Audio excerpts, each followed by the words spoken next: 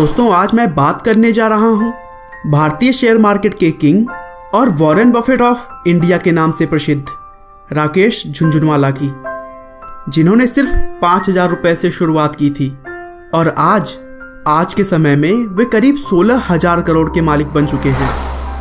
आज हाल कुछ यूं है कि राकेश अपने अकेले के दम पर मार्केट में उथल पुथल करवा सकते हैं, क्योंकि बहुत सारे इन्वेस्टर्स उन्हीं के नक्शे कदम पर बाजार में अपना दांव लगाते हैं। उन्होंने अपनी सटीक स्ट्रैटेजी से खुद को इस मुकाम पर ला खड़ा किया है कि उन्हें भारत के सबसे धनी व्यक्तियों में शामिल किया जाता है।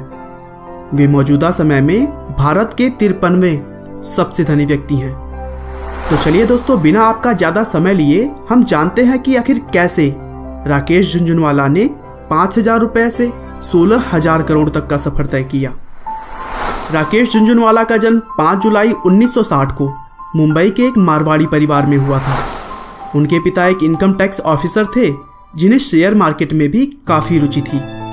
वे अक्सर अपने दोस्तों के साथ शेयर से संबंधित बातें करते रहते थे। तभी एक दिन करीब 14 साल की उम्र में राकेश ने अपने पिता से पूछा कि पापा, शेयर मार्केट क्या होता है। तब उन्होंने कहा कि बेटा, शेयर मार्केट को समझना इतना आसान नहीं है।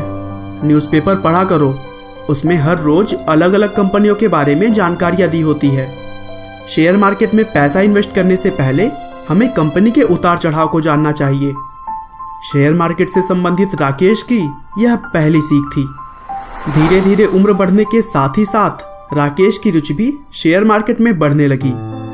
अपने पिता के कहने के अनुसार वह अलग अलग कंपनियों के न्यूज से अपडेट रहने लगे और जब उन्हें ठीक ठाक नॉलेज हो गया तब उन्होंने अपने पिता से शेयर मार्केट में आने की इच्छा जताई, लेकिन उनके पिता ने उन्हें तुरंत मना कर दिया। उन्होंने कहा कि पहले अपनी प्रोफेशनल पढ़ाई पूरी कर लो, उसके बाद तुम्हारा जैसा मन होगा वैसा करना। आगे चलकर उन्होंने Sydenham college of commerce and economics से अपनी ग्रेजुएशन की पढ़ाई पूरी की और फिर 1985 में वे एक चार्टर्ड अकाउंटेंट बन गए। दोस्तों, अब राकेश ने अपनी प्रोफेशनल पढ़ाई पूरी कर ली थी। अब समय था मार्केट में उतरने का, लेकिन उस समय तक उनके पास इन्वेस्ट करने के लिए कुछ खास पैसे नहीं थे। उन्होंने अपना पहला इन्वेस्टमेंट 5,000 रुपए का किया। उस समय BSE सेंसेक्स 150 अंकों पर था, लेकिन उन्होंने अपना पहला बड़ा मुनाफा 1986 में कमाया। वो भी कैसे, आइए मैं आपको बताता हूँ। उन्होंने टाटा टी कंपनी के 5,000 शेयर्स 43 रुपए प्रति शेयर के रेट से खरीदे और फिर उसे सिर्फ 3 महीने बाद ही उन्होंने 143 रुपए के रेट पर बेच दिए, जिसकी वजह से उन्हें 5 लाख रुपए का प्रॉफिट हुआ। आगे भी अपनी शार्प माइंड को यूज करते हुए उन्होंने 1986 से 1989 के बीच करीब 25 लाख रुपए कमा लिए और फिर अगले कुछ ही सालों में उनकी संपत्ति करोड़ों में हो गई। लेकिन उनके लाइफ का सबसे बड़ा टर्निंग पॉइंट 2002-03 में आया, जब उन्होंने टाइटन कंपनी के 6 करोड़ शेयर्स को 3 रुपए प्रति शेयर के हिसाब से खरीदा और बाद में उस शेयर का रेट अविश्वसनीय रूप से बढ़कर 390 रुपए हो गया, जिस कारण राकेश झुनझुनवाला को करीब 2100 करोड़ का फायदा हुआ। अब दोस्तों, ऐसा नहीं है कि वे हमेशा फायदे में ही रहे हैं, उन्हें बहुत बड़े बड़े नुकसान भी झेलने पड़ चुके हैं। दिसंबर 2011 में उन्होंने जिन बड़ी कंपनियों में इन्वेस्ट किया था उनमें से ज्यादातर कंपनियों के शेयर काफी तेजी से गिरी, जिसकी वजह से उनके द्वारा इन्वेस्ट किए गए शेयर्स के रेट में भी 30% तक की गिरावट आई।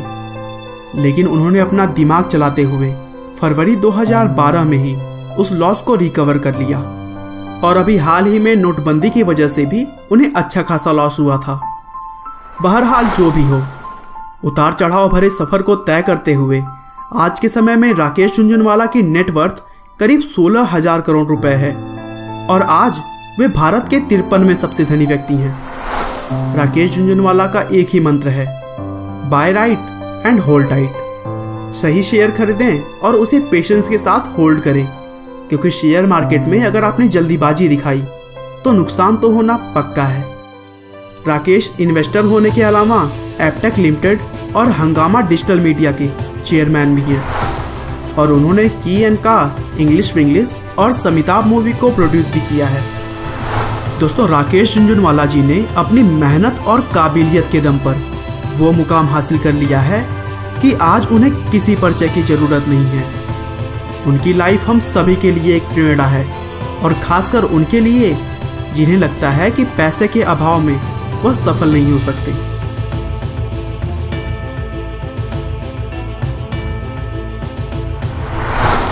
आपका बहुमूल्य समय देने के लिए बहुत बहुत धन्यवाद। इस वीडियो को लाइक करके आप हमारा मनोबल बढ़ा सकते हैं। दोस्तों, अगर आप हमारे वीडियोस को मिस नहीं करना चाहते तो कृपया चैनल को सब्सक्राइब कर लें। आपको यह कहानी कैसी लगी हमें कमेंट करके ज़रूर बताएं। धन्यवाद।